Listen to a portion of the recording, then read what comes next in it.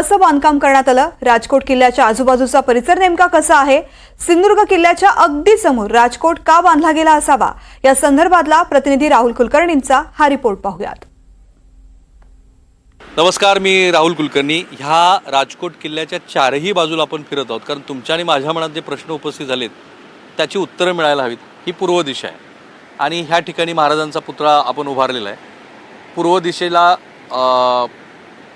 आत्ता सूर्य उगवतीलाच आहे, त्यामुळे ही दिशा आपण समजून घेऊ, कारण सगळ्या दिशेनं आपण ह्या राजकोट किल्ल्यावरती उभारण्यात आलेल्या पुतळ्याचं आकलन केलं. निकेतन, या खाली. सो ही बाजू आहे किल्ल्याची आणि मला वाटतं हे जे बांधकाम आहे हे नव्याने करण्यात आलेलं बांधकाम आहे. नाविक दलानं ते बांधकाम केलं.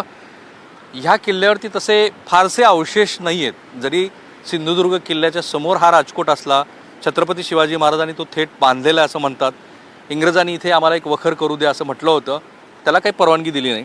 विहंगम असं निश्चित दृश्य आहे. काय निसर्ग आहे आपल्या. कोणी एकेकाळी कोकणाचा कॅलिफोर्निया आपण करायला निघालो होतो, तो झाला नाही. पण महाराष्ट्रातली ही जी 700-750 किलोमीटरची समुद्र किनारपट्टी आहे, अप्रतिम आहे. म्हणजे आपण असं निश्चित म्हणू शकतो की इथे महाराजांचा पुतळा उभारणं ह्याच्यामागे एक विशिष्ट असा चांगला दृष्टिकोन होता. कारण सिंधुदुर्ग किल्ल्याकडं महाराज बघतायत अशा पद्धतीची ती रचना होती.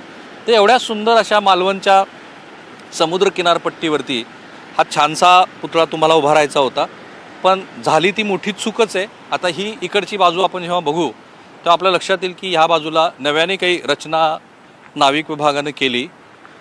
ती करत असताना काही नवीन बांधकामं, तो जो इथला चिरा प्रसिद्ध असा तांबड्या लाल रंगातला आहे आणि त्याच्यातनं हे शिल्प उभारलं गेलं. ते शिल्प उभारत असताना हे स्ट्रक्चर अधिक आतमधली किल्ल्याची बाजू अशी सगळी रचना त्यांनी केली आणि त्यातनं जो अपेक्षित असा परिणाम त्यांना साध्य करायचा होता, कमी वेळेमध्ये केलेलं हे बांधकाम, तो काही साध्य झाला नाही. उलट नको त्या गोष्टी घडल्या असं दिसतं आहे.